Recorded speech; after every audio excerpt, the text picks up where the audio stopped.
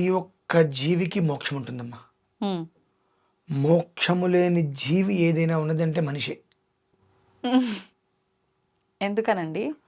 మోక్షము లేదు కాబట్టి వీడు మళ్ళీ 84 లక్షల జీవరాశుల జన్మలు ఎత్తుతూనే ఉన్నాడు. మళ్ళీ మళ్ళీ ఒక చైన్ సిస్టమ్ లాగా జరుగుతూనే ఉందా? ఉమ్. ఇందాక మీరు అన్నారు చూసారా, జ్ఞానం ఒక్కటి మనిషికి ఉంది అని చెప్పి. ఉన్నమాట వాస్తవమే. ఉమ్. ఉన్నదన్న విషయాన్ని గ్రహించుకోలేక ఉమ్. అజ్ఞానమే జ్ఞానం అని చెప్పి ఆవేశమే ఆయుధంగా ఉమ్. మార్చుకొని లోభగ్రస్త హృదయమే విశాలమైన హృదయంగా పెట్టుకొని ఉమ్. ఆవేశపూరితంగా అల్పబలులుగా తయారయ్యి ఏమీ లేకపోయినా నాకు లేనిది ఏదీ లేదు అని చెప్పుకుంటూ ఉమ్. ఉన్నది ఏదైనా ఉంటే అది నాది కాదు అనేటువంటి స్థితిలో అజ్ఞానం పూర్తిగా కమ్ముకుపోయి మనం ఉన్నామమ్మా. కాబట్టే 84 లక్షల జీవరాశుల జన్మలు మనం ఎత్తుతూనే ఉన్నాం.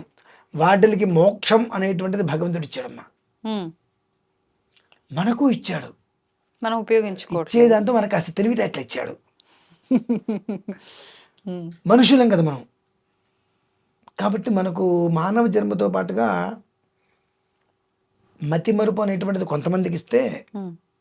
ఆలోచన విధానం తెలివితేటలు కొంతమంది ఇచ్చారు. ఉమ్.